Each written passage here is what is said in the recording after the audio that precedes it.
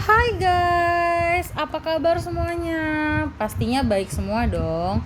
Apalagi di bulan yang suci ini pasti dapat banyak nih THR-nya. Jadi kantongnya nggak kosong deh. Hahaha. Nah, di video kali ini kita ketemu lagi nih guys. Di sini kita akan membuat motor listrik sederhana dan akan mengupas sedikit tentang motor listrik sederhana. Sebelumnya kita perkenalan dulu nih, biar kenal terus jadi sayang deh. Ups. Kita lanjut lagi deh. Kenalin, nama saya Jessica Angelia dengan NIM 120 2103 dari Prodi Teknik Sipil. Gak mungkin sendiri dong pastinya. Saya ditemenin sama teman-teman yang gak kalah hebatnya loh. Ada Muhammad Lutfi Lazuardi dengan NIM 120 2101 dari Prodi Teknik Sipil. Lalu Rehan Azhar Isnenda dengan NIM 120 2102 dari Prodi Teknik Sipil. Selanjutnya ada Ahmad Askal Askia Zuhri dengan NIM 120 2104 dari Prodi Teknik Sipil. Dan yang terakhir ada Daniel Febrian Sitanggang dengan NIM 120 2105 dari Prodi Teknik Sipil juga nih. Daripada makin lama, mending langsung caw aja guys. Stay tune ya. Check it out. Sejarah singkat motor listrik. Motor listrik diciptakan oleh dua orang fisikawan asal Belanda yang bernama Sibrandus Strating dan Christopher Becker pada tahun 1835.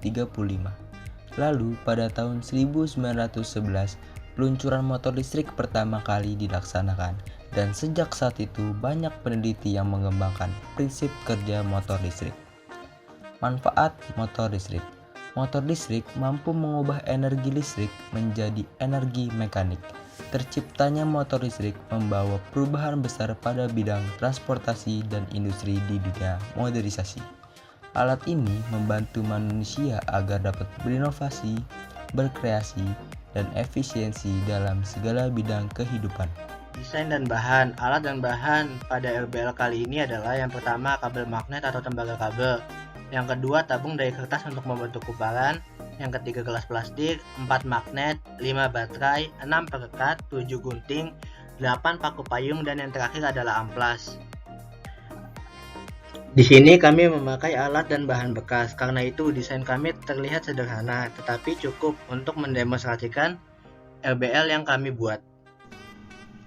Adapun rumusan masalahnya yaitu bagaimana cara membuat motor listrik sederhana, bagaimana prinsip gaya Lorentz, bagaimana prinsip kerja motor listrik, bagaimana cara menentukan pengaruh variabel listrik dan magnet terhadap karakteristik motor listrik.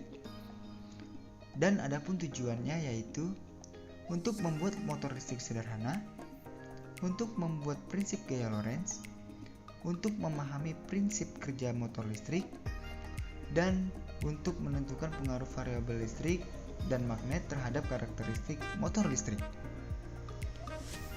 Selanjutnya kita akan bahas tentang teori dasar. Di sini ada gaya Lorentz. Apa sih itu gaya Lorentz? Gaya Lorentz adalah gaya dalam bidang fisika yang ditimbulkan oleh muatan listrik yang bergerak atau oleh arus listrik yang berada dalam suatu magnet. Jika ada sebuah penghantar yang dialiri arus listrik dan penghantar tersebut berada dalam magnetik, maka akan timbul gaya yang disebut dengan nama gaya magnetik atau dikenal juga nama gaya Lorentz. Prinsip gaya Lorentz dimanfaatkan dalam motor listrik. Motor listrik adalah alat yang dapat mengubah energi listrik menjadi energi gerak. Berikut adalah contoh motor listrik yang merupakan salah satu contoh penerapan gaya Lorentz dan bagian-bagian motor listrik tersebut. Ketika kumparan yang ada dalam daerah magnetik dialiri arus listrik, kumparan tersebut menghasilkan gaya Lorentz yang menyebabkan kumparan berputar pada suatu sumbu. Setelah berputar setengah putaran atau sekitar 180 derajat, komutator akan mengubah arah arus yang mengalir pada kumparan sehingga arahnya berlawanan dengan arah arus semula. Hal ini menyebabkan gaya pada kumparan. Hal ini menyebabkan gaya Lorentz berubah sebesar 180 derajat dan kumparan meneruskan putarannya hingga satu putaran penuh. Setelah berputar satu putaran penuh, komutator tersebut kembali mengubah arah arus dalam kumparan sehingga kumparan kembali berputar pada sumbunya. Proses ini terus berulang sehingga motor listrik pun terus berputar. Cara kerja alat tersebut ialah yang pertama, arus listrik dalam medan magnet akan memberikan gaya. Yang kedua, jika kawat yang membawa arus dibengkokkan menjadi sebuah lingkaran atau loop, maka kedua sisi loop, yaitu pada sudut kanan medan magnet, akan mendapatkan gaya arah yang berlawanan. Lalu ketiga, pasangan gaya menghasilkan tenaga putar atau torque untuk memutar kumparan. Lalu yang terakhir, motor-motor memiliki beberapa loop pada dinamonya untuk memberikan tenaga putaran yang lebih seragam dan medan magnetnya dihasilkan oleh susunan elektromagnetik yang disebut kumparan medan.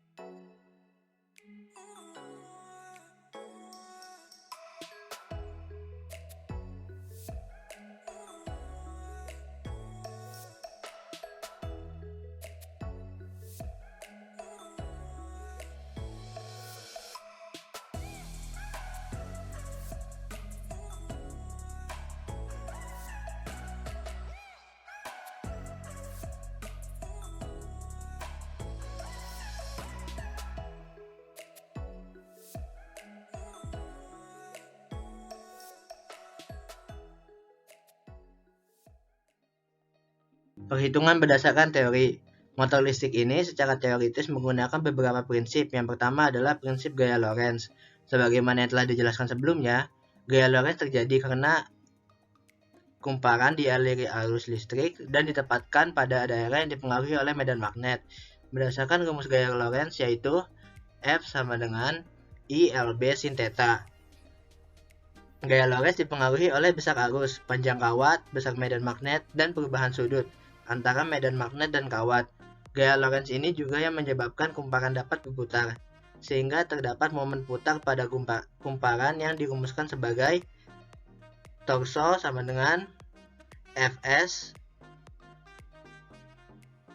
sama dengan ILB sin theta. Untuk kumparan dengan n buah lilitan, momen putarnya adalah torso sama dengan n ILB sin theta. Pengolahan data dengan variasi lilitan. Pada RBL kali ini kami memakai variasi 3 buah lilitan dan 10 buah lilitan, dan dihasilkan kecepatan putaran kumparan pada 3 lilitan lebih besar dibanding 10 buah lilitan. Selanjutnya analisis dan kesimpulan. Di saat kumparan dialiri arus listrik, kumparan tersebut akan menghasilkan medan magnet.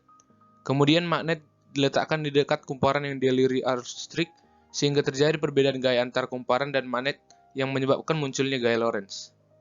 Kumparan kawat berinti besi yang dialiri listrik dapat menarik besi dan baja. Hal ini menunjukkan bahwa kumparan kawat berarus listrik dapat menghasilkan medan magnet. Medan magnet juga dapat ditimbulkan oleh kawat pengantar lurus yang dialiri listrik. Berdasarkan hasil percobaan tersebut, terbukti bahwa arus listrik yang mengaliri dalam kawat pengantar ini menghasilkan medan magnetik, atau di sekitar kawat berarus listrik terdapat medan magnetik. Pada saat arus listrik yang mengalir dalam pengantar diperbesar, ternyata kecepatan putarannya semakin cepat. Hal ini berarti semakin besar arus listrik yang digunakan, semakin besar medan magnetik yang dihasilkan pula.